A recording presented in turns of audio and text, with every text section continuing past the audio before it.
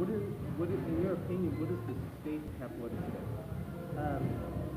Good question. I see this question a lot online, and the question in and of itself is misleading because it assumes it's accurate a whole host of fallacies.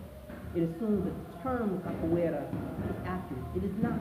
It is a Portuguese mispronunciation of the Kikongo term kipura. And kipura is a reference to a specific fighting style from the warriors in the area which is of the Kingdom of Congo. And these warriors use a specific method. Dr. Nseke Fukiao, who is the world's leading expert and scholar in this area, specified that Kipura or Kipula, which is spelled K-I-P-U-R-A, Kipura, or K-I-P-U-L-A, Kipula, refers to the fighting styles of the fighting, the floating, the quick movements, the low flying, the spinning about. Roy Jones. Yes, the Roy Jones. Exactly. Which, by the way, I'm glad you brought that up because it's one of the ways in which the fighting system of the motherland has actually maintained its integrity here as we developed and applied it for our self-defense response necessities here in the United States. So that entire argument about it, African fighting system is not surviving is not true. That entire argument about it being specific to Brazil is not true. It is specific to Africans, those of us of African lineage, wherever we are in the world, in precisely the same way that someone, let's say someone of Korean, nationality, Korean descent, who's never been Korean, they're born here, right? And from California too, like us, and rich. So they haven't been to soul nowhere unless they've been eating soul food with us. Right? Well, that person still has every single blood, lineage, cultural, and national heritage right to claim and study any fighting system from the country of Korea. Well, only those who buy into the racism and the national elitism and the prejudice and spawn from that kind of consistent ignorance and the fallacies of terrible logic would then conclude that, hey, you know what, those of us of African descent are somehow or other less capable of studying, claiming, and studying, and modifying our own lineage the way we choose to do. So, a lot of people don't grasp that. A lot of people do not understand that. So, and that impacts this issue about so-called capoeira in every possible way. I have to step back and cite from history, which I go very much in depth with detail about in our blog, Capoeira That Works, which is on Blogger. This is tactimcapoeira.blogger.com. You guys check that out. Please check that out. All of this evidence is actually written there, and the links taking you to the first sources on these matters. Beyond any remote dispute are there. And I really need you to understand. We are scholars. I'm pursuing my PhD in African studies. So I'm not just spinning concepts or ideas without any form of factual basis behind them. No fairy tales. No fairy tales here. All right? So that brings us again to the issue of so-called capoeira. That term, capoeira, was first used publicly in Brazil in 1712 and was recorded in a dictionary.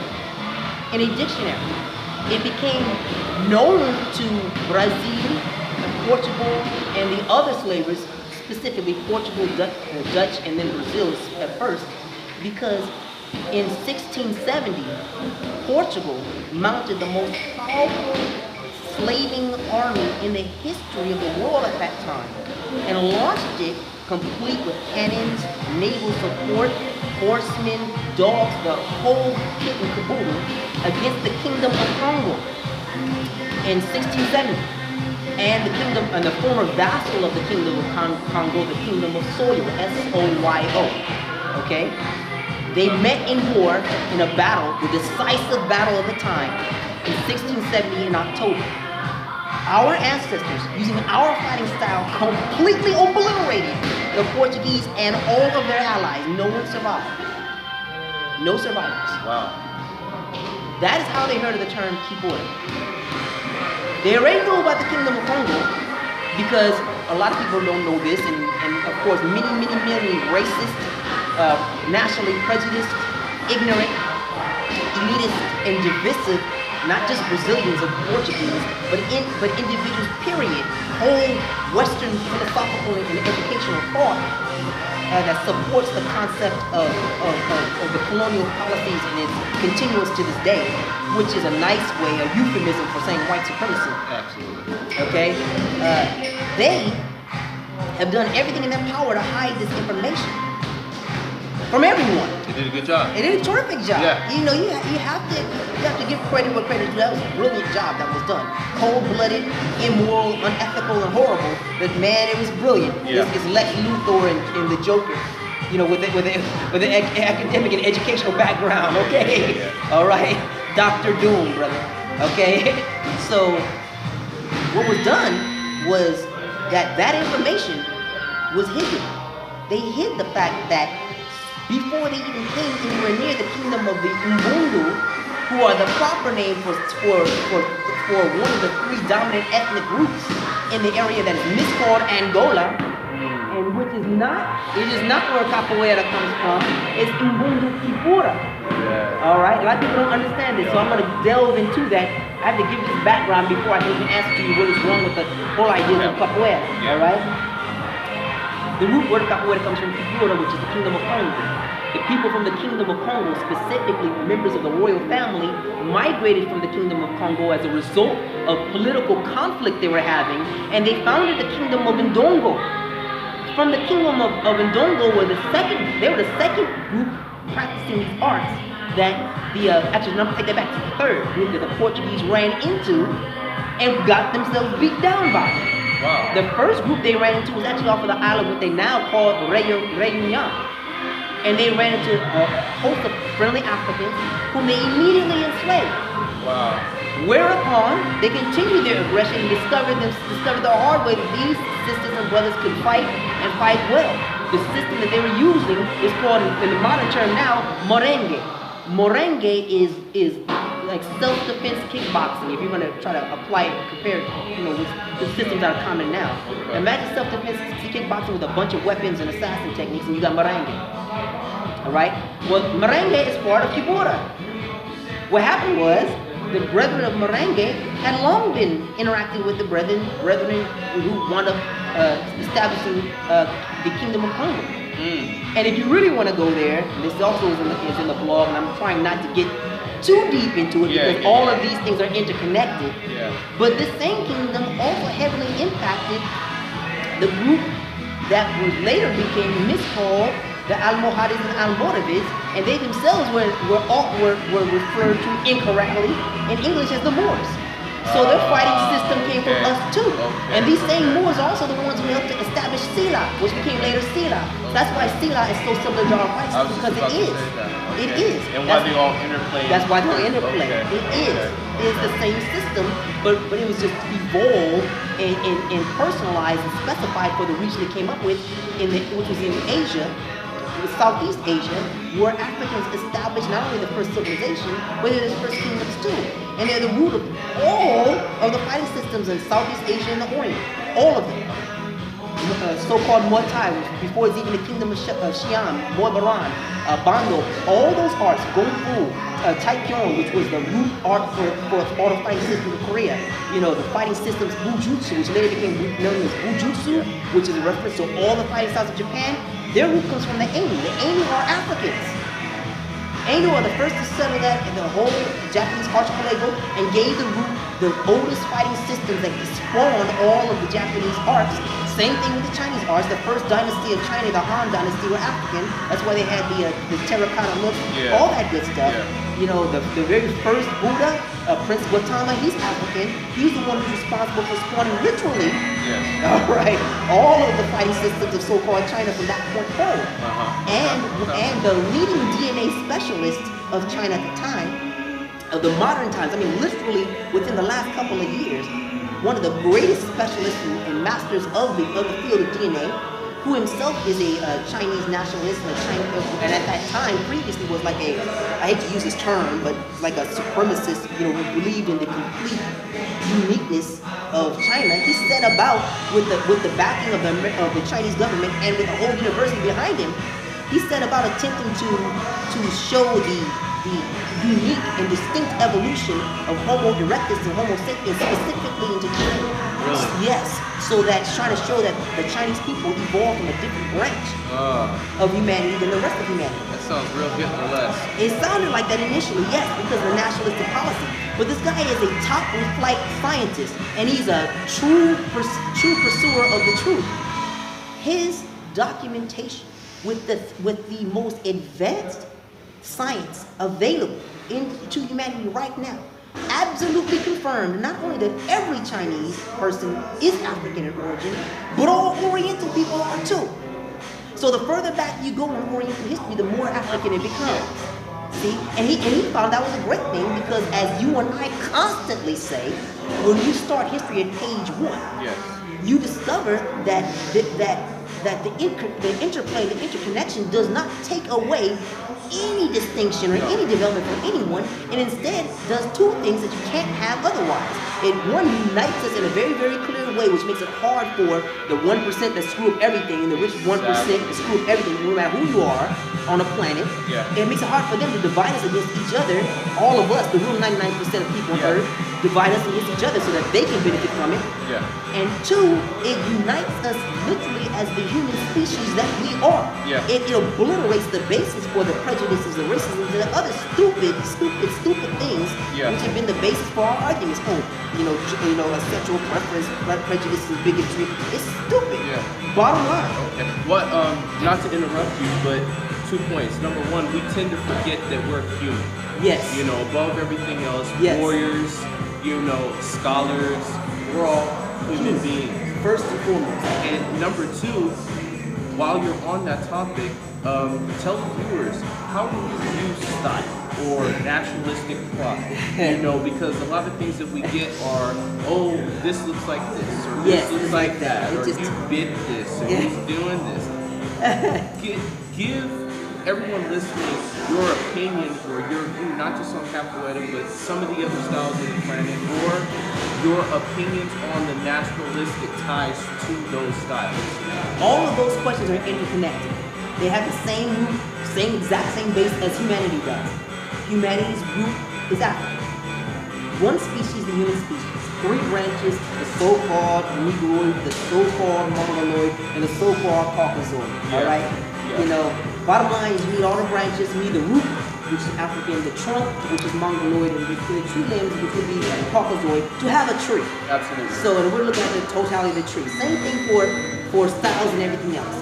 To paraphrase our Uncle Bobby, all right, who himself paraphrased Bruce Lee, who himself paraphrased, we going back, right, which eventually goes back to Africa. Unless we are structurally different, unless you run into human beings with more than 2 arms and more than 2 legs, there's only going to be one base that you can use to express yourself. That's the human body. The question is, how well can you do that?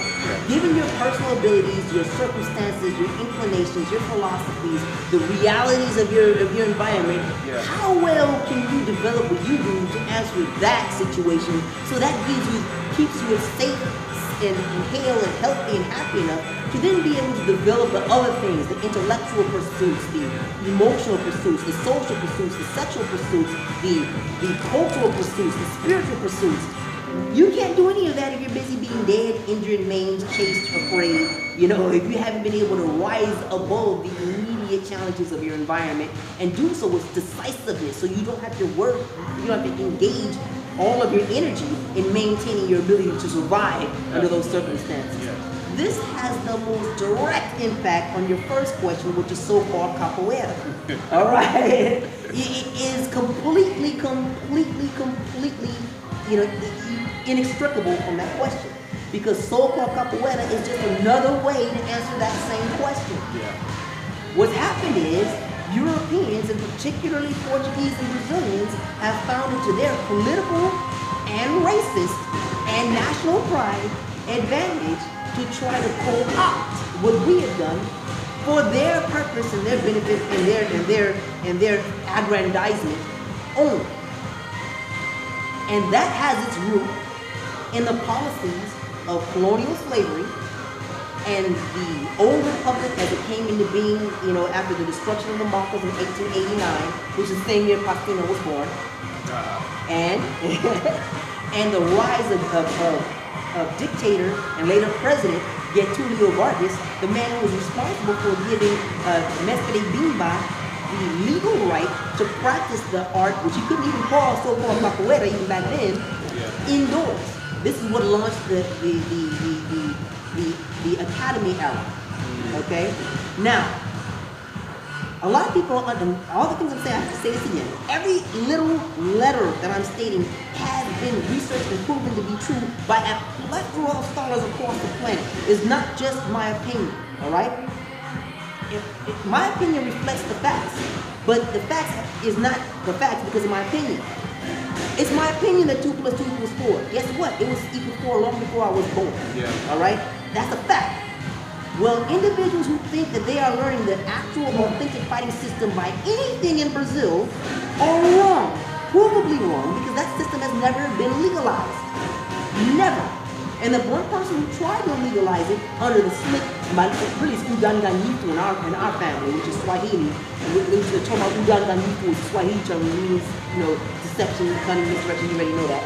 They use malicia in Brazil, which is a spin of use of the term in classic Portuguese language, in the same way that American English is different than European UK English, and UK English is considered to be more correct than American English. Absolutely. And that's just between Europeans, white cats, you know.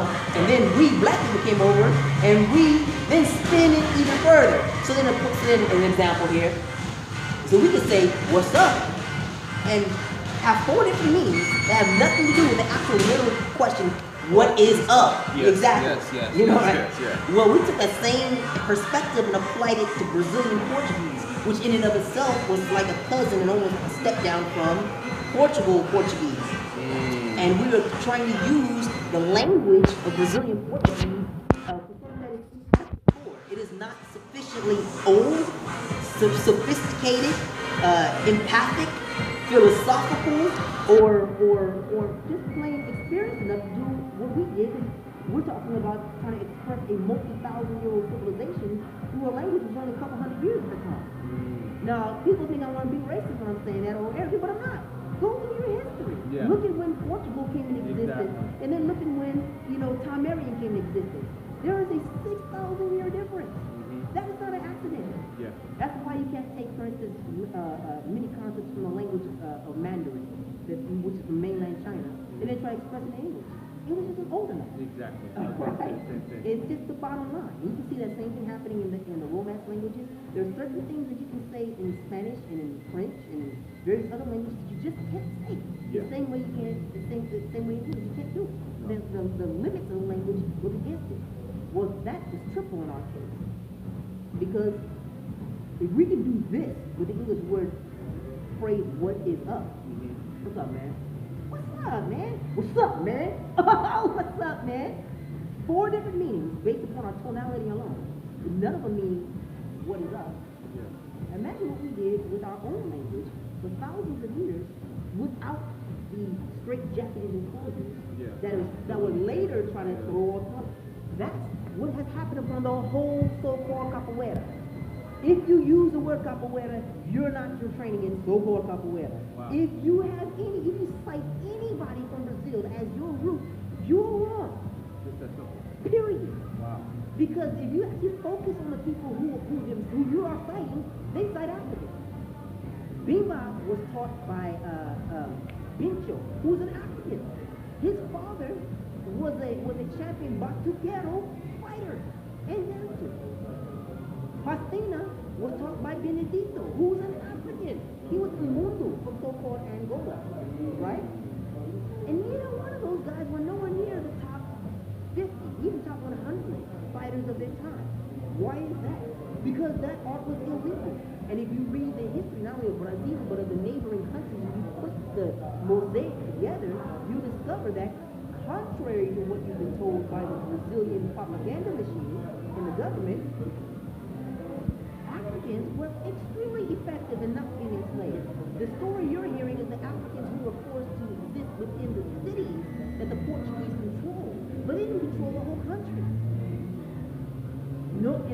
insist that no matter how big the city of Los Angeles and LA County is where we are, no matter how big the city of New York is, no matter how big the state of California is, no matter how big the state of New York is, you're still dealing with the rest of the country. That's what they were looking at. We were in the rest of the country, out of their control. And as they continue to press the issue militarily, we fought back and we also escaped, which they did not want. This is of great importance, again, directly impacting your question about the question so-called capoeira. So, to recap for the viewership, if you say capoeira about your history, you're wrong. You do not know your history. You are not practicing an authentic art. It is not me being arrogant. It's not me trying to say, oh, our family is fabulous and what have you, and your family is. No. Go read the history that's written, not just by us, but by your enemies who can't stand the art. Okay? I'm citing documentation by the Portuguese themselves. If I cite our documentation, it's really going to blow souls open. But I'm not going to start there yet, because what happens is, and a lot of people don't want to admit this, but I'm going to come out and say it, when we have these discussions, if we do not cite European sources first, they will, those who have been Europeans and those who have been influenced by the European approach will automatically doubt the scientific authenticity of the findings purely because they're not of European stock. And it's not me being racist, me citing the fact. And those of you who do not believe that, that's great. I'm not talking about you. Exactly. I'm talking about the majority of you who are not you. Exactly. So those of you who say that's not me, great. And I'm saying things over the set. You know, right? Yeah. Now, I emphasize these things in order to obliterate any factual question about the matter. But it does not mean that so-and-so or whoever cannot have whatever opinion they want to have about it. Exactly. You can believe the world is flat all you want to. Absolutely. Right? You can believe 2 plus 2 equals 22 all you want to. Great. But when you advance as an indisputable fact that the world is flat, and you're trying to compel me and those of us who know the world is flat to agree with you, see, this is where now the issue of fact trumps perpetually the issues of opinion. And how you react to these facts tells us all we know about you at this point in time, in your personal maturity, in your personal development. Fact is, if you say capoeira, you're not. If you say capoeira, I'm going to say it again. If you say capoeira, even if you're capoeira de Angola, you're wrong. Because you're expressing an African fighting system incorrectly in the language of those who are inimical to the system, those who hate the practitioners, those who hate the system, and those whose little existence is invested in the destruction of that system, the co-opting of the name and the corruption of it in turning it into a money-making venture for them, which is what happened in 1964 when the San Salvadoran Department of Tourism did exactly that. That is how the system went from having only 2 public mestres, both whom had African lineage, Bimba and Pastina, to a plethora of white mestres who had nothing to do with the real fight, the real experience of Africans, nothing. They were rich, they were white, they were middle class, and they were business people. Period. And everybody gets upset when I get saying that, but you can't get mad at me, man. That's the history. Oh, you know, I learned this from so-and-so, and so-and-so. Did he fight? No? Shut up. You didn't learn the art. End of story. Yeah. Did he call it capoeira? Yes. You didn't learn the art. End of story. How many native Africans spoke Portuguese when we were 14,000 years older than Portugal? Yeah. Shut up, man. It's just really that simple. Let me cast it in terms that other people can grasp better. Let us pretend that we are descendants of Chinese seafood. All right? Let's pretend that we are descendants of Xuanfa, Gongfu, and Wushu seafood, the old school ones, the one who can really squat. All right. Sounds good.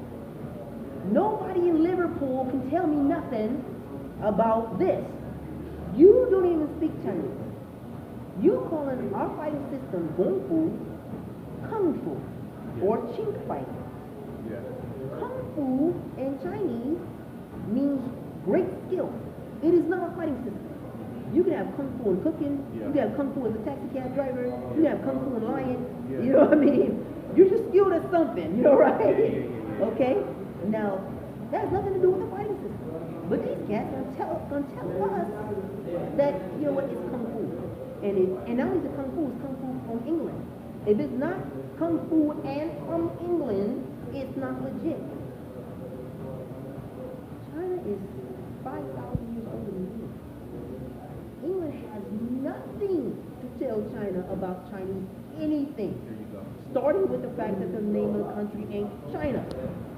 Because that's English.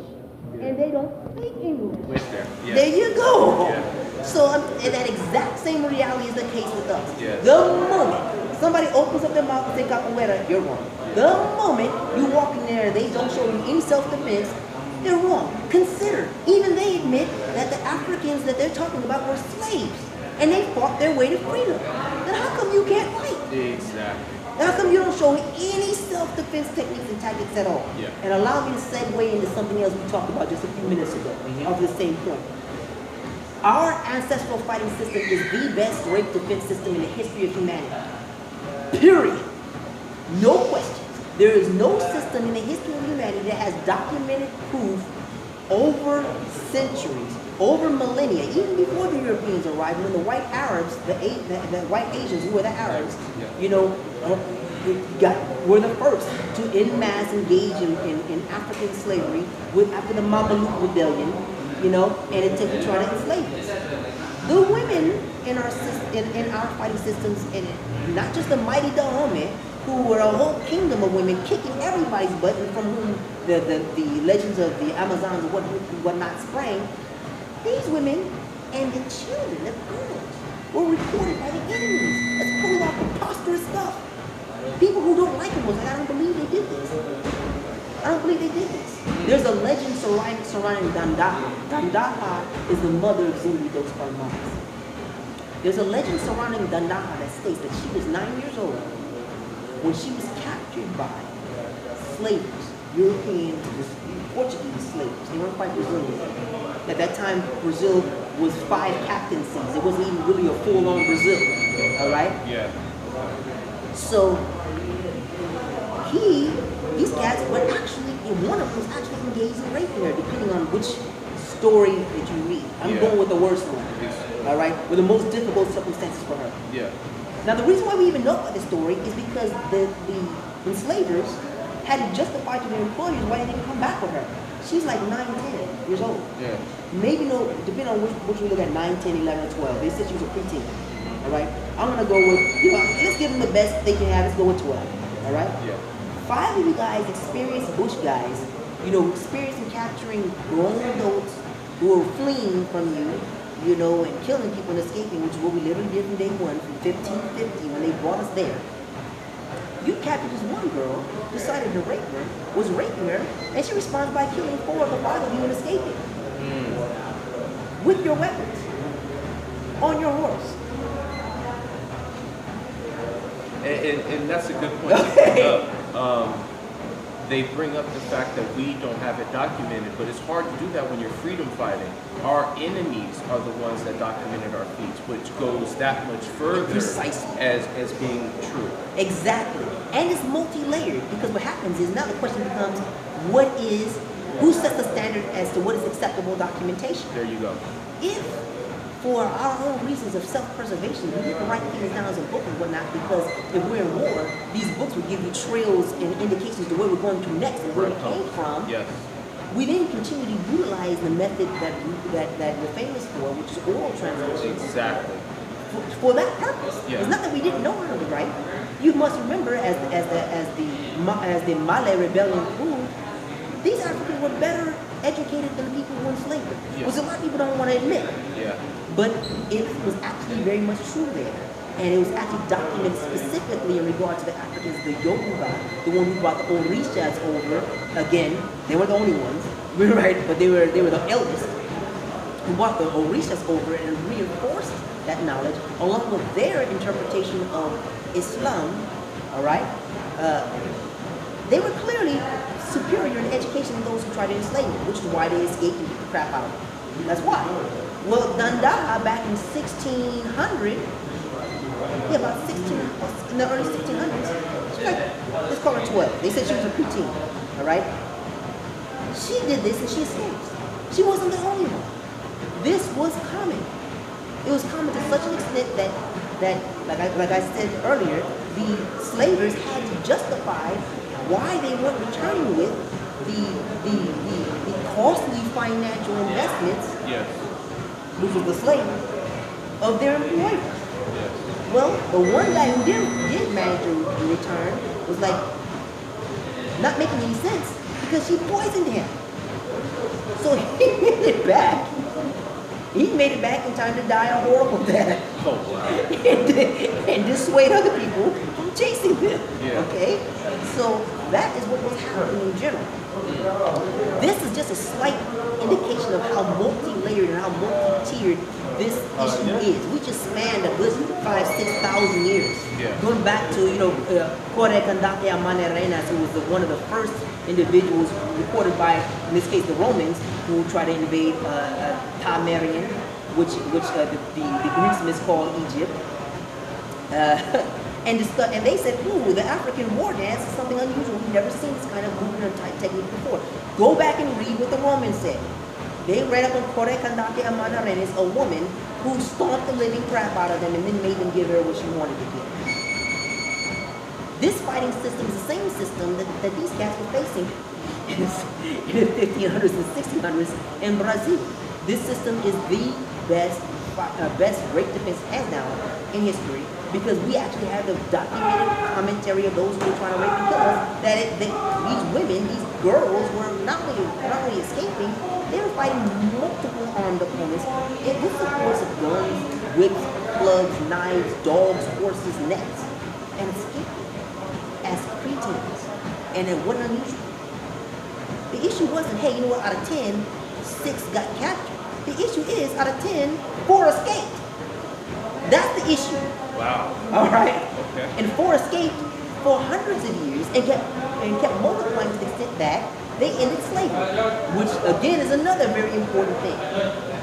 No slaver ends slavery on their own. They are forced by those who refuse to be enslaved. That's a very good point. People do not take that into They do not. consideration. Because if they were to let it go, it's a business. They're going to continue business as profit.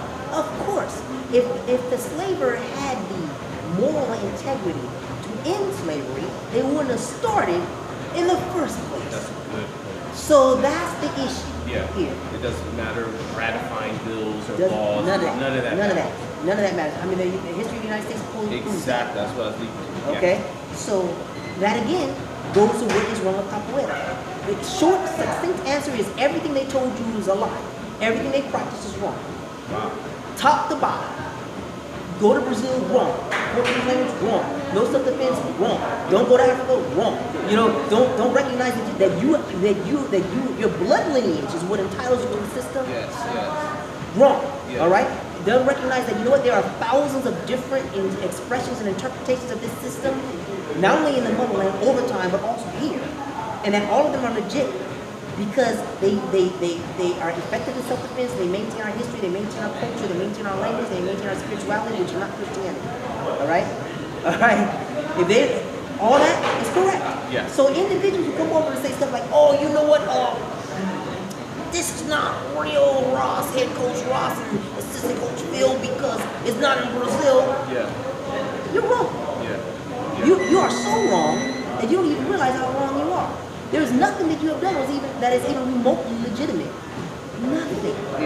There is a guy named online brother. I'm not gonna call out his real name, but his Facebook name is Corvo Vinganti, the anti-hero. Okay. Yeah, him. Yeah. This brother Anti-hero. likened the anti-hero. Yeah. This guy. He likened Kipura in Brazil to this. And it's a very good analogy. He says that that Brazil has about as much right to claim Kipura as a rapist does to claim the child that he killed. So, yeah. Yeah, bottom line is, would you look at the original discipline, not the stuff you're seeing now, especially post-1964, From 64 on up, everything that you see is garbage. garbage. Not authentic. If you want to even get a look at something that's authentic, look before 1900 in Brazil, and just anytime you want to in Africa. And that includes what we do. People kill me, they'll say stuff like, you know what, there's no gun, there's arms and weapons and stuff like that, you know, and capoeira and it just tickles me because it just explains how much they don't know about history. You admitted that the art comes from Angola. It doesn't. People in Angola, there's no such thing as Angola. That's the result of you mispronouncing Angola. Yeah. All right, we'll get to that in a minute. But you admit that. Guess what? These same brothers and sisters use the same art to kick Portugal out in war. Same thing happened in Mozambique. Same thing happened in Congo. No wonder the Brazilian military was so scared in 1964 and was like, click, you better not do anything like this. Yeah. And they did that same approach to everyone, not just us. We got the worst of it. But anybody and everybody who wasn't down with their squad. Yeah. Again, the 1%. The 1%. Yeah. Who, and by the way, this government, this military dictatorship and government takeover of the government of Brazil, the legitimate democratic government of Brazil was taken over by the military of Brazil with the support of the American government and England. That sounds familiar. Very familiar. Jeez. And the reason why they did that is because we were looking at the Cold War at the time. The government of Brazil was tilting toward democratic socialism, which is what the government of Japan has, and which is what the government of England has. They have a centralized democratic government. But the United States was like, you cannot do that, and I'm going to give you the middle finger to, Brazil's government, and supported the ultra right-wing, ultra conservative military. Imagine Donald Trump with a military. That's what they supported. Wow. Okay. All right. That's what they supported. Now you put Donald Trump with the military in control of Brazil, and they kept that control until 1986. Okay. Now we're seeing how close we are. Yeah. We're only 30 years away. Yeah. That's it. That's in my lifetime. That's in your lifetime. Yeah. That's in our lifetime. Yeah. Right? So this is what we're really talking about. It's right here, right now. So the moment that you see somebody, excuse me, camera, I'm gonna have to stand up and make this gesture here. The moment that you follow me over here, the moment that you see somebody telling you, all right, this is what we do. No, kick them. That's not it. Then ask yourself, if you are a so-called slave, facing people with guns, dogs, whips, clubs, swords, all right? Does it make sense to you to do this and then come on back over? Would you do that? No, you wouldn't. And the historical record proves that didn't happen because the historical record, beyond a shadow of a doubt, pointed out that the use of the bean bow didn't happen until 1900. That's the first years of the 20th century. The playing element, the issue of ritual, like this, beans, and all this good stuff right here. This. That didn't happen until 1900. All the stuff you're familiar with didn't start until a very specific point in only Bahia in 1900, after they destroyed the largest maltas in Brazil, which were practicing the real deal fighting system. And the real deal warriors look like us. They look like us. Because that's what we do. That's what we did. We're facing slavery. You can do this if you want to, and they'll do this. Pow! You can do this if you want to, and they'll do this. Pow! All right?